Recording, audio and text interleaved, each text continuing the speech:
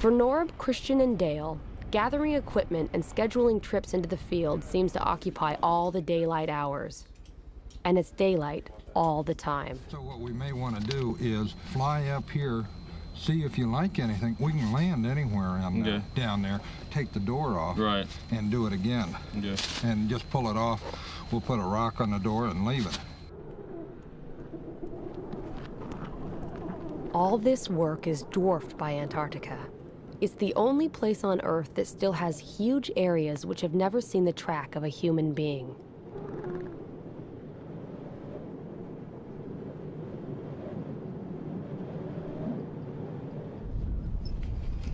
I'm so ready to dive, I'll dig with a toothpick if I have to. But we still have to plan things out with Rob. There's some of the Sprite accessible dive sites around here. There's a lot of good diving. At Cape Armitage, it's fairly shallow. There's a shoal there. There's a lot of anchor ice. It's really pretty spectacular. Little Razorback, which is maybe an hour away or so, a lot of big pressure ridges there, so that's a good spot. Are we going to be able to cross them? You think the travel's going to be bad? The travel, I think, is going to be pretty good. There are some cracks. You're going to want to be careful, but it's fairly safe out there. I'd really like to film an iceberg underwater. I mean, that's kind of this thing, you know. There's an iceberg grounded up at Cape Barn, which could be spectacular, but it looks like it's quite a ways offshore. We'll have to see what it pans out to be. This ice is 6 feet thick. It's like cutting a porthole in a concrete wall.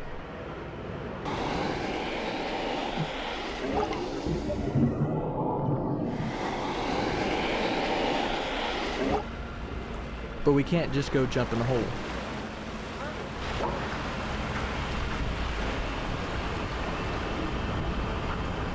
I'll come back in, blade it, and I'll bring the hut in, place the hut, we'll put snow around it, and we'll down. That was great. Okay, thanks.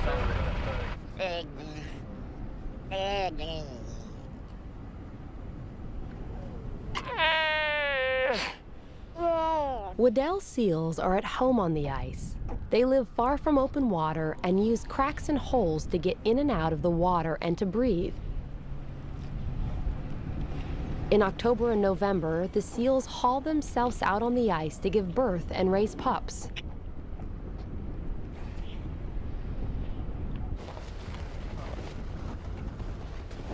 After 10 days of preparation, we're ready.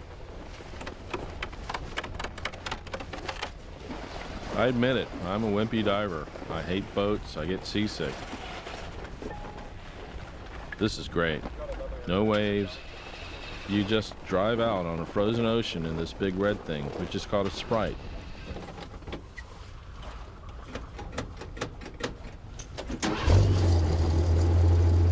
A Sprite is fun for about the first 5 minutes. It's like driving a tank. But a tank's fast. This thing maxes out at about 10 miles an hour.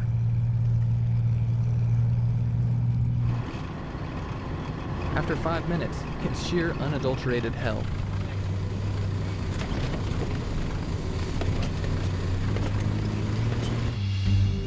After a rough hour's ride over the frozen ocean, the team arrives at the dive hut that they place next to a rock called Little Razorback Island.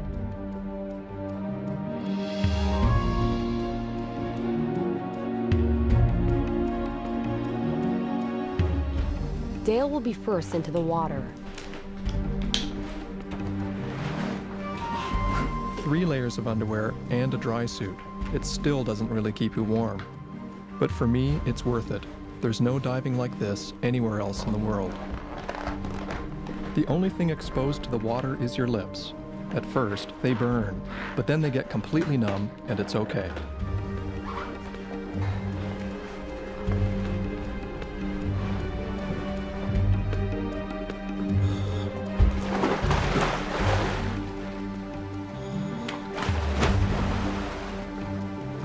The water temperature here is 28 degrees, so cold it can freeze blood. If something goes wrong, there are only 2 places to get out, this hole and a nearby safety hole. But diving is what they came all this way to do.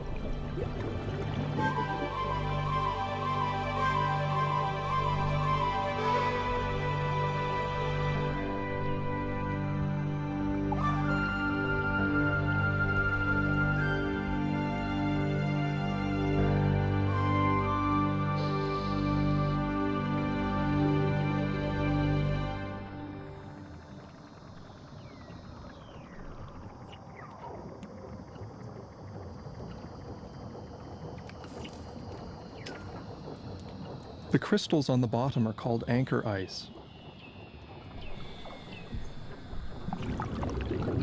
In shallow places like this, ice forms on almost anything the water touches, so it grows in kind of an ice garden.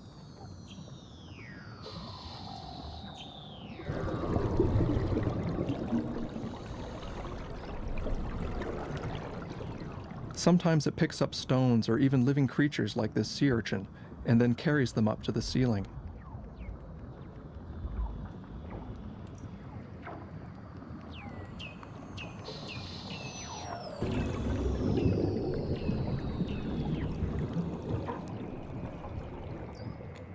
To me, these noises sound like alien radio signals in science fiction movies.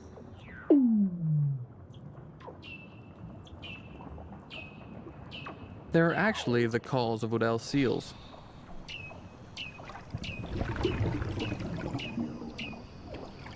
The seals will go anywhere they could find a hole for air.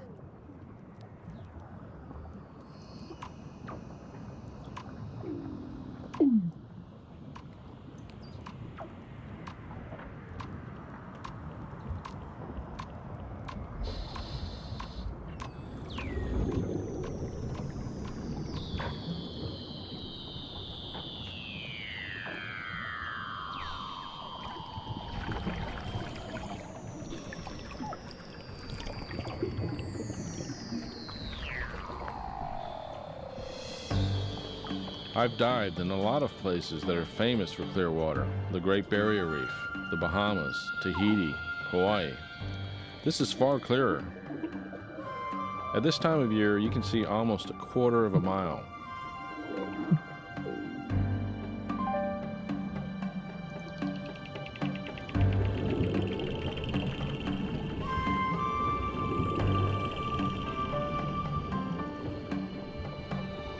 These strange things are called brine channels.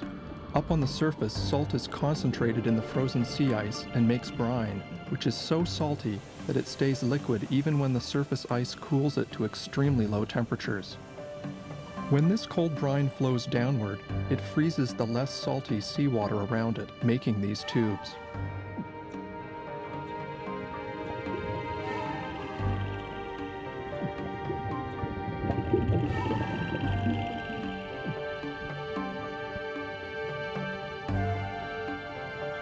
We're diving in shallow water because most of the action is on the ocean floor.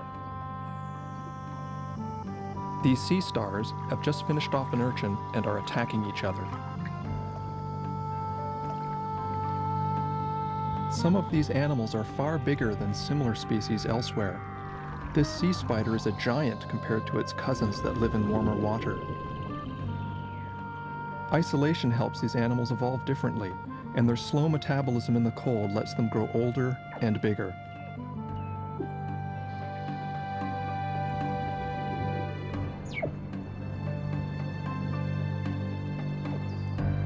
Clear water is great for us, but hard on the life here.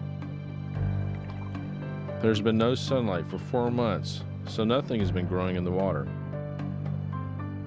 Everything is hungry. This anemone may look pretty, but it's a ravenous predator. The current has carried this jelly too close to the bottom. The anemone snagged it. Sometimes they can eat an entire jelly.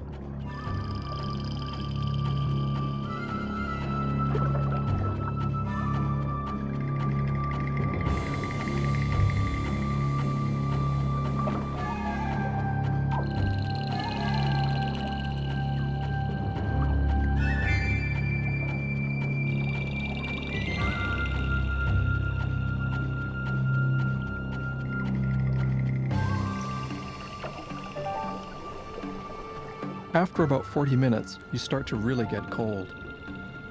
It's time to get back to that warm hut. Under the ice, you have no clue what the weather's been doing, but this is Antarctica. It's sure to be different.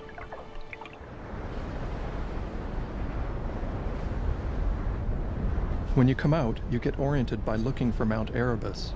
There it is, smoking away in the distance. Underwater, the body fights off cold by burning calories like a furnace. Cool, baby. Everyone is physically exhausted. Ceiling, very, very cool. But the whole blue room sensation is the dropping down out of the second tunnel and then looking up into the blue room. That's pretty vicious. That's the sensation right there. But other than being tired, they're exhilarated. I think it must be because you're coming out of that dark part, right? Yeah, exactly. Because otherwise, it'd just be like any. But It's kind of spooky. Long way to Scary. go. It's kind of Very fun. long.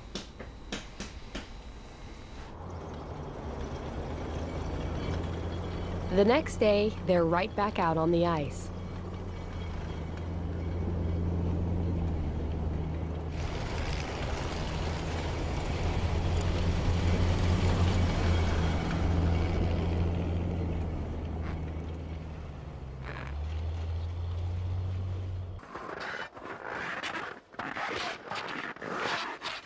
The team comes upon a hump in the snow that could be a lot more dangerous than it looks.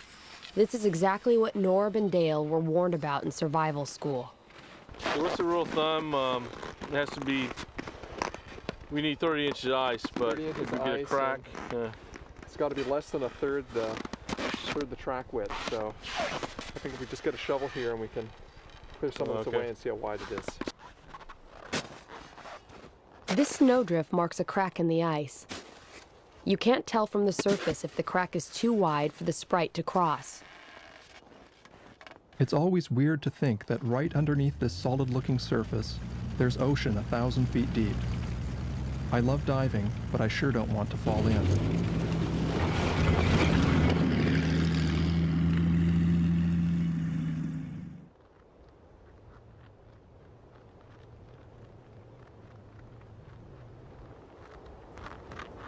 The penguins know how to get around better than the team. In fact, research has shown that their funny waddle is actually very efficient.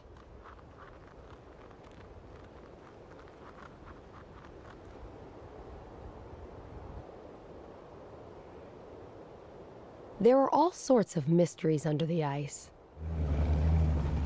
One of them is how the Weddell seals live. In this field camp near McMurdo, biologists are studying the seals. They have drilled a hole in the ice so far from the other holes that a seal released here has to come back. It's held captive by its need to breathe. Under a special research permit, this male was captured and he'll work with the scientists for a couple of weeks, then be returned to the place he was caught. They have glued instruments on his back and a camera on his head to explore a world of life and hunting under the ice that would otherwise be hidden forever.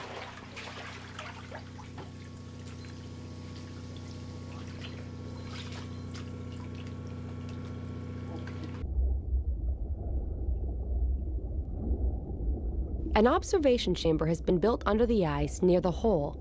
One of the science team is there to watch the seal's behavior.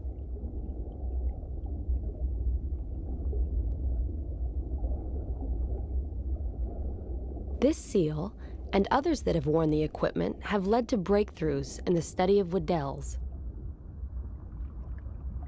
The video the seal takes is a first. Here, with the camera pointed forward, is something divers and scientists had never seen before. The seal blows bubbles at the sea ice ceiling and flushes out its prey.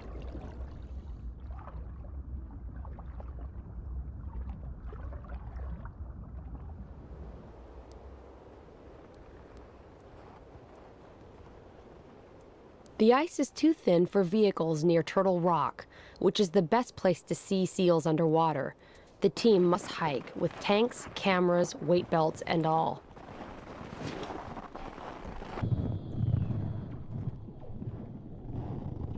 Underwater, a male seal hears them approach.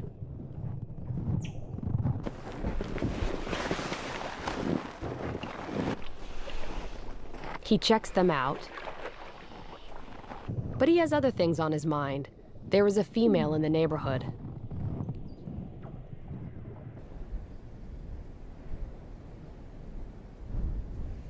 There's no warm dive hut here. But that's all right. It's a balmy day, about 15 degrees.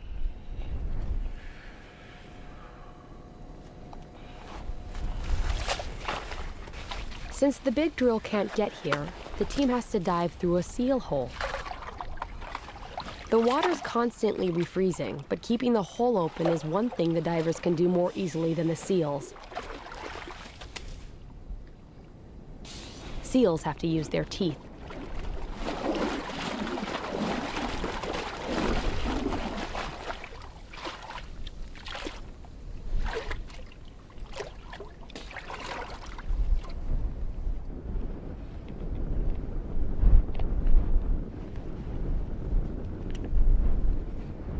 Did you hear it going or not?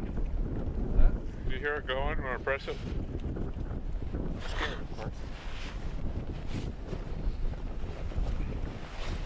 Making a lot of noise though. Mike, I got this other one anyway. Mike, let's try The this other one. details get you every time.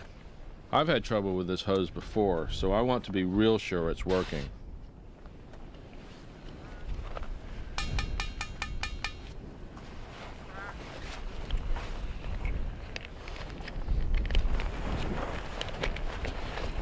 There we go. What do you think's wrong with that one? It's frozen. All right. As Norb and Christian get in the water, a mother seal is teaching her baby to swim.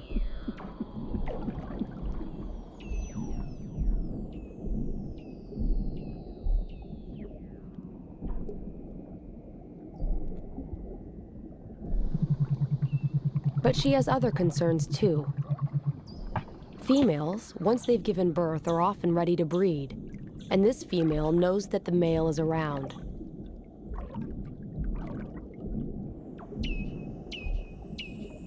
Seals can dive as deep as 2,000 feet. They have been known to stay underwater for over an hour. But they don't get decompression sickness, the bends, which is a major hazard for divers. To prevent the bends, divers must be careful when ascending so nitrogen doesn't fizz out of their blood like bubbles in a soft drink.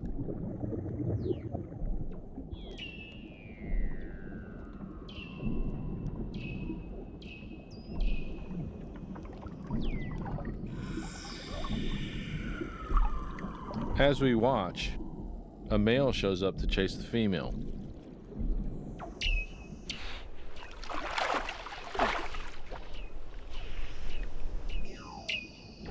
But she's not interested.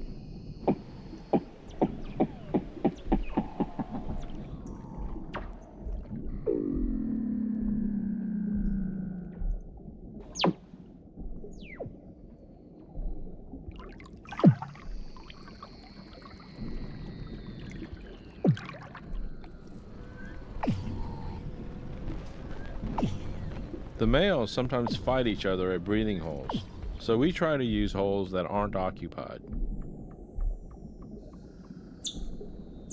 As Christian heads for the hole to get out, something unexpected happens.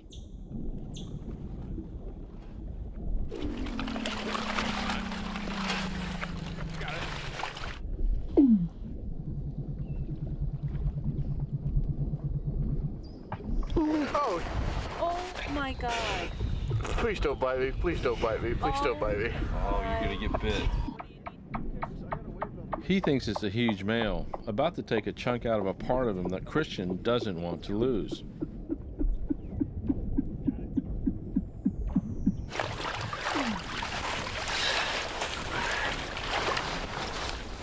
Like, whoa, somebody's using me.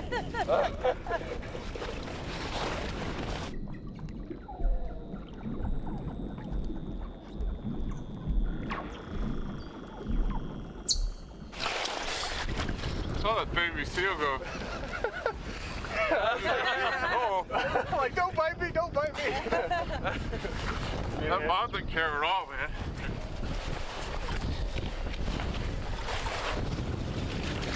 Go, got it. Is that the baby that came out then? Yeah. I was like, I said, I'm like, oh, big dude over here, scraping out a hole. This big one is a leopard seal. He's near the top of the food chain. A wolf of the Antarctic. a penguin eater.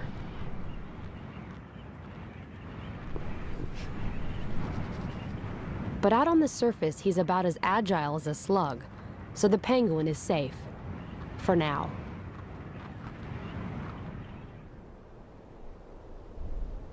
Couloir Cliffs, the next dive site, is too far away from McMurdo Station for the team to use a drilling rig.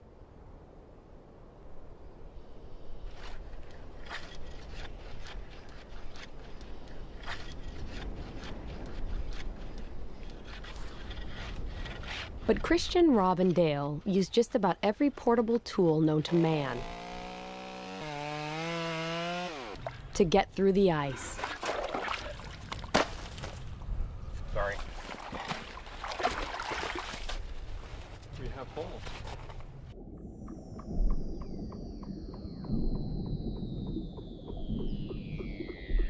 This is the type of sea star that I have never seen before, using its long arms to pick plankton out of the water as the current moves past.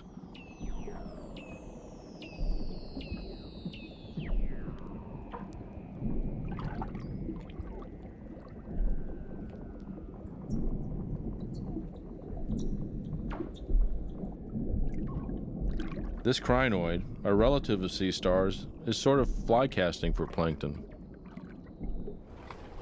On the surface, Rob keeps the hole clear and has no idea that beneath him, Dale is having one of the most memorable dives of his life. He is witnessing the effects created when snow from these cliffs melts and sinks beneath the cracks in the rocks. Under the surface, the fresh water seeping back out from the rocks is frozen by the colder seawater. It looks like a frozen waterfall.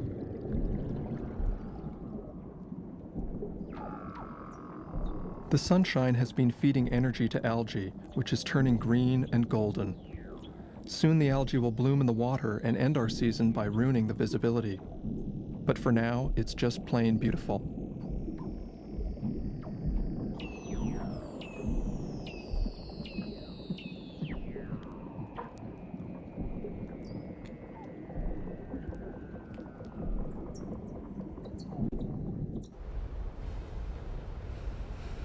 On a slope below Mount Erebus, a glacier flows to the sea from the thick ice in the interior. In some ages of the Earth's history, Antarctica's ice has flowed completely away. Today, scientists are studying this ice, trying to learn whether it is growing or shrinking and why. This simple and precarious balance between what is frozen and what is not affects everyone on Earth.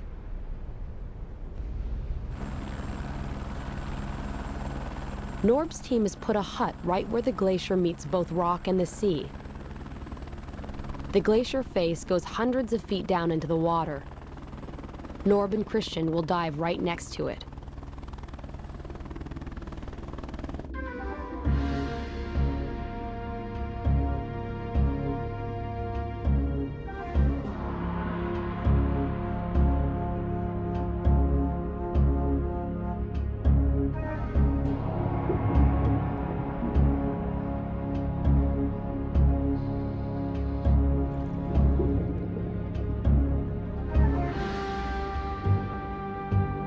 This is a spooky place. When you swim close to this, you can't really tell where the water ends and the ice begins. It gives you kind of an ominous feeling.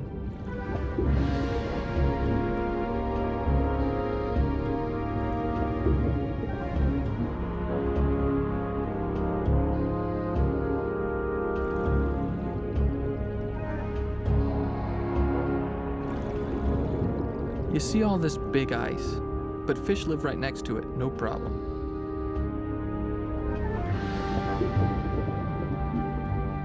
They make their own antifreeze in their pale blood. The ice isn't ominous to them, it's home.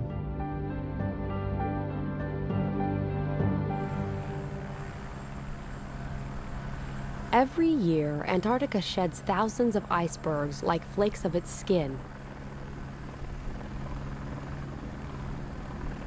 Everyone knows that icebergs hide most of their mass underwater, which is why the team wants to shoot near one. But that, like everything else here, is going to be harder than they thought. Christian and Rob have been out for 2 days looking for bergs to explore. Their report is not good. Hey. Gotta go Cape Roberts. Well, Cape Roberts is pretty nice, but we weren't able to find any diveable icebergs. Oh, you can't? No, actually, we tried quite a bit. We spent a couple days chainsawing holes and trying things out, but doesn't look too good. No, really? So you're saying, what, out of all those bergs over there, you don't think any one of them's diveable? I don't think any of them are diveable without drilling or blasting a hole. Most of the icebergs are packed tight by the sea ice. No cracks, no openings, no nothing. And a lot of snow drifted up around each of them. We did find one berg that had kind of calved off and collapsed. And as it collapsed, it broke the surrounding sea ice around it, which looked really good. It looked like there was some thin spots we can get in, and there was a seal or two around. God, we spent like 5 hours chainsawing this thing open enough so that we could get in. Turns out, not only was it really dark and murky and kind of freaky, but when it looked as if when the iceberg calved and it broke all the sea ice around it, it pushed all that broken sea ice underneath the surrounding sea ice. So as soon as you open up a hole, it could be plugged up by this broken piece of ice that's underneath the underneath. It's dangerous. So I kind of jumped in and went down about 8 or 10 feet, and all the ice started kind of shifting around around me, and so I came back up. Didn't like it. But the team is determined to dive an iceberg and find this berg frozen in the sea ice.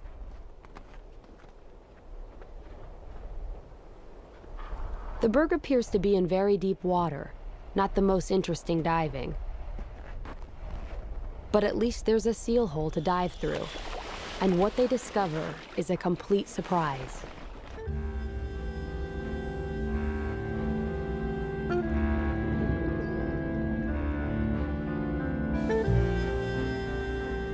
This is very cool.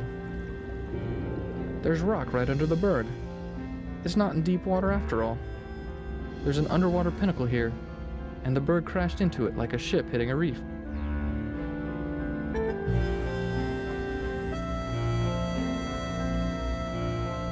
But a ship would be here for centuries. It's hard to imagine, but soon this huge structure will just disappear.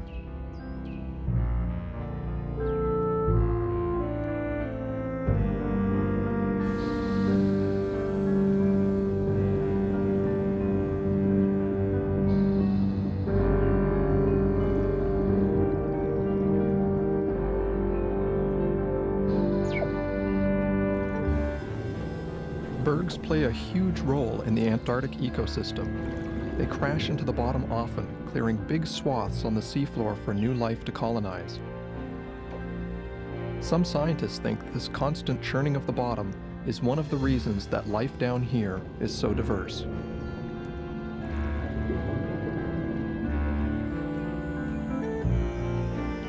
I've seen these dimples on most bergs. They may be caused by the way the ice is eroded by currents swirling against it.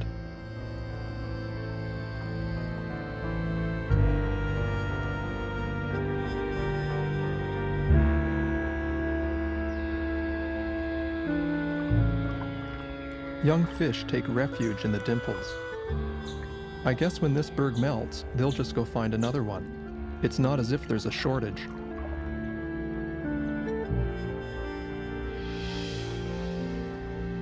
This is a desmodina, the same kind of jelly that was nailed by the anemone. It's riding higher in the current though, fishing with 40-foot long tentacles.